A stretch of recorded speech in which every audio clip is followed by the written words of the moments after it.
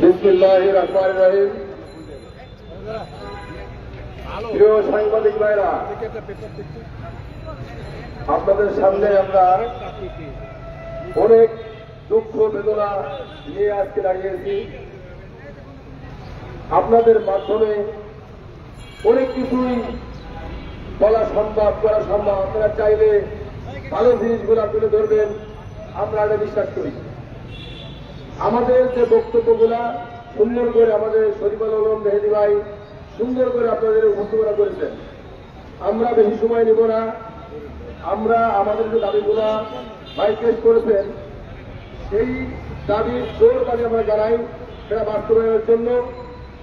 আমরা আমাদের যে সমমূলক প্রতিষ্ঠান, আমাদের বাংলাদেশে প্রায় 18 কোটি মানুষের বসবাস। আমাদের এই প্রাইভেট অ্যাম্বুলেন্স সার্ভিস প্রায় 8,000 প্লাস। আমার সারা বাংলাদেশে এই 8,000 গাড়ি দিয়ে এই 18,000 মানুষকে আমরা সেবা দিয়ে থাকি। 18 কোটি। আসলে সেই জায়গাটাই আমাদের সরকার কেন মানবিক হচ্ছে না, সেই প্রশ্ন আপনাদের কাছে আমরা রাখলাম। আমাদের কথা হচ্ছে, আমাদের একটা পেশেন্ট নিয়ে যখন আমাদের চালক ভাইয়েরা বিভিন্ন জায়গা, বিভিন্ন হাসপাতালে ছুটে যান, অনেক সময় গাড়িতে গ্যাস থাকে না। আমরা সিএনজি পাম্পে আমাদের ড্রাইভার ভাইয়েরা গেলে আমাদের সিরিয়ালে গ্যাস দিতে হয়। এই রুগীটার পরিস্থিতি কি অবস্থায় আছে? যদি 5 মিনিট লেট হয়, 2 মিনিট লেট হয়, সেই পেশেন্টটা আল্লাহ মারা যেতে পারে। আমরা সেই জায়গা থেকে বলতে চাই, আমাদের গাড়িগুলাই, অ্যাম্বুলেন্স গুলাই কোন সিরিয়াল লাগবে না, সিরিয়াল ছাড়া গ্যাস দিতে হবে। এটা আমাদের একটা দাবি। আমাদের দাবির ভিতরে ব্যক্তি মালিকানাধীন অ্যাম্বুলেন্স সার্ভিসকে স্বীকৃতি দিয়ে নীতিমালা সংশোধন করতে হবে। রূপান্তরিত অ্যাম্বুলেন্সগুলো মনোনয়নে সময় ও আর্থিক সহায়তা দিতে হবে। কোম্পানি ভিত্তিক পরিচালনা বাধ্যবাধকতা প্রত্যাহার করে সহজ ও বাস্তবসম্মত বিকল্প দিন। এই নীতিমালার বাস্তবায়ন স্থগিত করে পূর্ণ উন্নয়নের উদ্যোগ দিন। জাতীয় জরুরি সেবা হিসেবে অ্যাম্বুলেন্স থেকে অগ্রিম আয়কর AIT বাতিল করুন।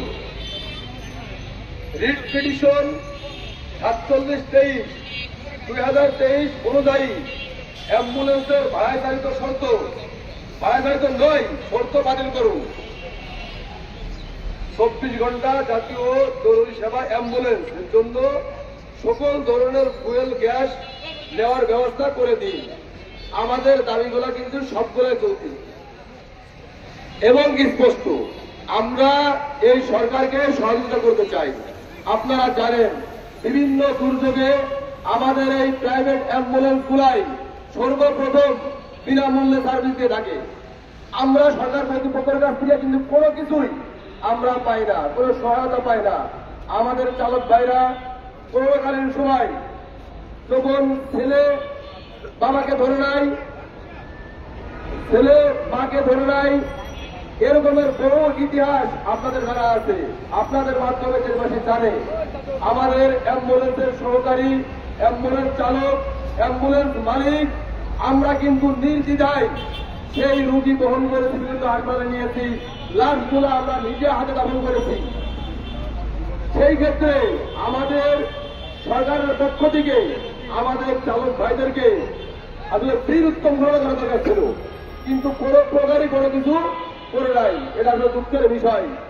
আমরা আমাদের যে ন্যায্য দাবি, এই দাবিগুলো আপনাদের মাধ্যমে আমরা সরকার কর্তৃপক্ষকে জানাতে চাই, অতি দ্রুত সময়ের ভিতরে আমাদের দাবিগুলো মেনে নেওয়া হোক। যদি এই দাবি মেনে নেওয়া না হয়, আমরা পরবর্তীতে আলোচনার মাধ্যমে পরবর্তী কর্মসূচি ইনশাআল্লাহ ঘোষণা করব। আমি এই বলে আমার বক্তব্য শেষ করলাম। আমাদের মাঝে বোন বক্তব্য রাখবেন আমাদের শরীফুল আলম মেহেদী ভাই। আরেকটু কথা বলতে চাচ্ছে, একটু বক্তব্য রাখবো, একটু শুনি। আমি সরি, আমি আবার আপনাদের সামনে আসলাম। আমাদের একটা ইম্পর্টেন্ট মেসেজ আপনাদেরকে দেই।